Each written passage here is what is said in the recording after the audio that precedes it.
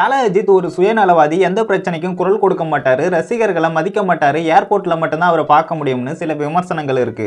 கோபிநாத் அவர்கள் அஜித் சாரை நான் இன்டர்வியூ எடுக்கும்போது ரொம்ப யோசிச்சு பதில் சொன்னாரு. என்னை நம்பி நீங்க நார்மலா பேசுங்க சார்னு சொன்னதுக்கு, அதுக்கு தல சினிமாவுக்கு நான் வந்தப்போ சரியா தமிழ்ல பேச தெரியாததுக்கும் அதுக்கப்புறம் இங்கிலீஷ்ல பேசினதுக்கும் விமர்சனம் பண்ணாங்க. சில ஆளுங்கெல்லாம் பாத்துக்கிறாங்க.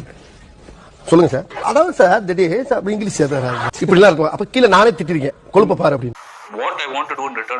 சாதாரணமா சொன்ன வேலையை சீரியஸா மாத்தினாங்க. அதுக்கப்புறம் பேசுறதே குறைச்சுக்கிட்டேன். அதுக்கும் பெரிய இவரா பேச மாட்டாரான்னு கேட்டாங்க. என்ன பண்ணினாலும் சினிமாவில் பேக்ரவுண்ட் இல்லைன்னு என்ன விமர்சனம் பண்ணினாங்க. அதனாலதான் நான் எதுவும் பேசுறது இல்லைன்னு தலை சொன்னதா சொல்லியிருப்பாரு. என்ன பண்ணாலும் ஏதாவது சொல்றாங்கன்னா என்ன பண்றதுன்னு எனக்கு தெரியல. அப்புறம் தான் நான் ரொம்ப சைலண்டா இருக்க ஆரம்பிச்சேன். அப்புறம் தலையும் பிரச்சனைக்கு குரல் கொடுக்கிறது, இன்டர்வியூ, ரசிகர்களை மீட் பண்றது, ஆடியோ லான்ச், பொது நிகழ்ச்சியில கலந்துக்கிறதுன்னு சாதாரணமா தான் வாழ்ந்தாரு. சில பேர் அவங்க சுயநலத்துக்காக அவரை தனிமைப்படுத்திட்டாங்க.